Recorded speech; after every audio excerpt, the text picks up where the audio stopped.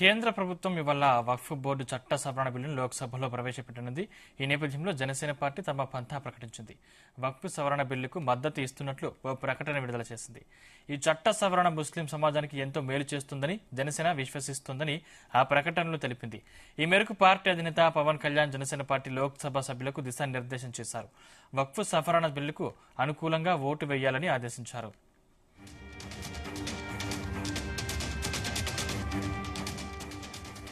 NDA కూటమి ఎంపీలంతా సభకు హాజరు కావాలని కేంద్ర ప్రభుత్వం విప్ జారీ చేసింది. ఏపీ టీడీపీ జనసేన ఎంపీలకు సైతం విప్ జారీ చేసింది. లోక్సభ సమావేశాలకు తప్పక హాజరు కావాలని సూచించింది. ఈ బిల్లుకు కూటమి ఎంపీలు మద్దతు తెలుపుతున్నారు. ఎన్డీఏ కూటమి ఎంపీలు వ్యతిరేకిస్తున్నారు. లోక్సభ, రాజ్యసభలో ఎన్డీఏ కూటమికి మెజారిటీ ఉంది. ఈ బిల్లుకు లోక్సభలో అనుకూలంగా 298 మంది ఎంపీలు ఓటు వేసే అవకాశం ఉంది. 233 మంది ఎంపీలు వ్యతిరేకిస్తున్నారు. 11 మంది ఎంపీలు తటస్థంగా ఉండాలని ఇప్పటికే నిర్ణయం తీసుకున్నట్లు సమాచారం. ఇక రాజ్యసభలో ఎన్డీఏకు 122, విపక్షాలకు 116 ఎంపీల బలం ఉంది. దీంతో ఉభయ సభల్లో వక్ఫ్ సవరణ బిల్లుకు సులువుగా ఆమోద ముద్ర పడే అవకాశం ఉందంటున్నారు రాజకీయ నిపుణులు.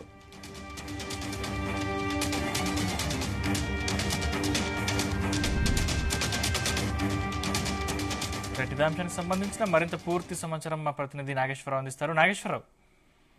సందీప్, నేడు లోక్సభలో ప్రవేశపెట్టనున్న వక్ఫ్ సవరణ బిల్లు మద్దతుకు సంబంధించి ఆంధ్రప్రదేశ్ లో పెద్ద ఎత్తున జోరుగా చర్చలు జరుగుతున్న పరిస్థితి ఉంది. ఏ పార్టీ మద్దతు తెలుపుతుంది, ఏ పార్టీ మద్దతు తెలపదు అనే దాని మీద దేశవ్యాప్తంగా పెద్ద చర్చ జరుగుతున్న నేపథ్యంలో రాష్ట్ర వ్యాప్తంగా కూడా దీనిపై పెద్ద చర్చ జరుగుతున్న నేపథ్యం. ఏదైతే దేశవ్యాప్తంగా కూడా వక్ఫ్ బోర్డుకు సంబంధించిన ఆస్తులు అంటూ ఒకసారి వక్ఫ్ బోర్డు సభ్యులు ప్రకటిస్తే అది వక్ఫ్ బోర్డు ఆస్తులే అయిపోతుందంటూ కూడా దేశవ్యాప్తంగా కొన్ని సంఘటనలు జరిగిన నేపథ్యం. తెలంగాణలో గాని, ఆంధ్రప్రదేశ్ లో గాని, వివిధ రాష్ట్రాల్లో ఉన్న కోర్టులు ఆ జైలులతో సహా కూడా ఇది వక్ఫ్ భూమి అని చెప్పేసి ఆక్రమించుకుంటున్న పరిస్థితి ఉంది. ఈ నేపథ్యంలోనే వీటన్నిటికీ కూడా కొంత మేరకు కట్టడి చేయాలి. ఆ వక్ఫ్ భూమికి సంబంధించి కొన్ని ఆధారాలు కావాలి, ఆధారాలు ఉంటేనే ఇది వక్ఫ్ భూమి అవుతుందని సుప్రీంకోర్టు జడ్జీలు సైతం వక్ఫ్ బోర్డు సభ్యులను అడిగిన పరిస్థితి ఉంది.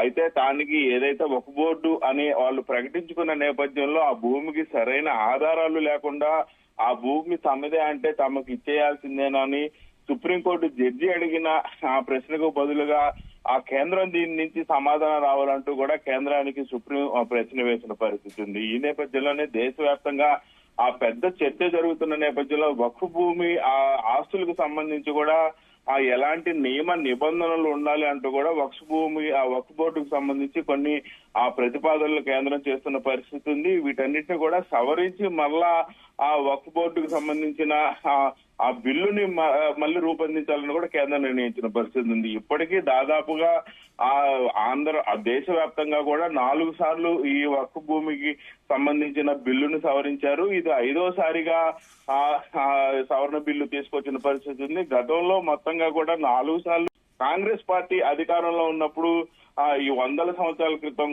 నుంచి కూడా ఈ వక్ఫ్ భూమి ఆ బిల్లు సవరిస్తా వస్తున్న పరిస్థితి ఉంది. నేడు మొట్టమొదటిసారిగా బీజేపీ ప్రభుత్వం హయాంలో, ఎన్డీఏ కూటమి ప్రభుత్వ హయాంలో ఈ యొక్క వక్ఫ్ భూమి చట్ట సవరణ బిల్లును లోక్సభలో నేడు ప్రవేశపెట్టనున్నారు. దీనికి సంబంధించి గత కొన్ని సంవత్సరాలుగా కూడా పెద్ద ఎత్తున చర్చలు జరిగిన పరిస్థితి ఉంది. పెద్ద ఎత్తున దీని గురించి న్యూస్ ఛానల్లో గాని, విడిగా గాని పెద్ద ఎత్తున డిబేట్ జరిగిన పరిస్థితి ఉంది. ప్రతి ఒక్కరు కూడా గతంలో ఎవరికి కూడా వక్ఫ్ బోర్డుకు సంబంధించిన చట్ట సవరణ గాని, వక్ఫ్ బోర్డు బిల్లు అన్నా గానీ ఎవరికి తెలియని పరిస్థితి ఉంది. ఇప్పుడు సోషల్ మీడియా పుణ్యం అంటూ కూడా ప్రతి ఒక్కరు కూడా దీని గురించి తెలిసిన పరిస్థితి ఉంది. పెద్ద ఎత్తున చర్చ జరుగుతున్న పరిస్థితి ఉంది.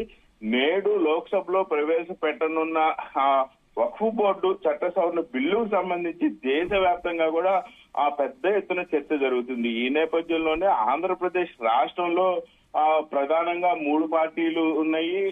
Janasena party, TDP party, YSRCP party. ఈ 3 పార్టీలు ఉన్న నేపథ్యంలో ఈ 3 పార్టీలకు సంబంధించి ముస్లిం మద్దతుదారులకి కొన్ని పార్టీలు సపోర్ట్ చేస్తున్న పరిస్థితి ఉంది, కొన్ని పార్టీలు సపోర్ట్ చేయని పరిస్థితి ఉంది. ఈ నేపథ్యంలోనే ఏ పార్టీ ఈ వక్ఫ్ బోర్డుకు సంబంధించిన సవరణ బిల్లుకు సపోర్ట్ చేస్తారనేది దేశవ్యాప్తంగా చర్చ జరుగుతుంది. జరుగుతుంది. దీనిలో భాగంగా ఆంధ్రప్రదేశ్ లో కూడా ప్రధానంగా ఆ చర్చ జరుగుతున్న పరిస్థితి ఉంది. గత కొన్ని రోజులుగా కూడా ఏదైతే ఆ ముస్లిం కు సంబంధించిన పార్టీలు గాని యూనియన్లు గాని ఆ రాష్ట్రంలోని నాయకుల్ని ముఖ్య నాయకుల్ని భక్తులను కలుస్తున్న పరిస్థితి ఉంది. బోర్డుకి ఏదైతే ఆ వక్ఫ్ బోర్డు సవరణ బిల్లుకు మద్దతు తెలియచేయొద్దని కూడా వారందరూ కోరిన పరిస్థితి ఉంది.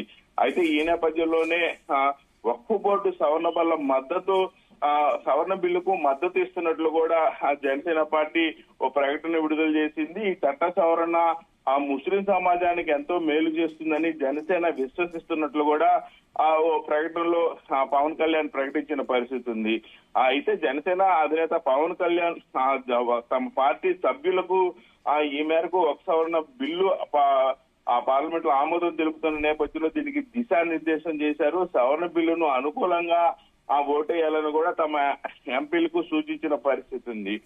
ముఖ్యంగా ఏదైతే ఎన్డీఏ కూటమి ఎంపీలంతా కూడా ఆ సభకు హాజరు కావాలని కూడా కేంద్ర ప్రభుత్వం నిన్ననే విప్పు జారీ చేసిన పరిస్థితి ఉంది. అలాగే టీడీపీ జనసేన ఎంపీలు సైతం తమ పార్టీలకి విప్పు జారీ చేసిన పరిస్థితి ఉంది. ఖచ్చితంగా లోక్సభ సమావేశాలకు హాజరు కావాలని, హాజరైన అనంతరం కూడా ఈ యొక్క బిల్లుకు మద్దతు తెలపాలని ఇప్పటికే పవన్ కళ్యాణ్ ఒక ప్రకటన విడుదల చేశారు. తమ ఎంపీలకు ఒక లెటర్ రాసి సూచించిన పరిస్థితి ఉంది అఫీషియల్ గా. అయితే ఈ నేపథ్యంలోనే చంద్రబాబు నాయుడు ప్రకటన ఏ రకంగా ఉంటది, చంద్రబాబు నాయుడు దీని మీద ప్రకటన చేస్తాడా లేక కొంతమేరకు ముస్లింస్ లో దీని మీద వ్యతిరేకత ఉన్న నేపథ్యంలో తమ పార్టీ సభ్యులతో ఎవరితోనైనా ప్రకటన చేపిస్తారా అనేది అయితే కొంతమేరకు అందరూ ఆసక్తిగా ఎదురు చూస్తున్న పరిస్థితి ఉంది.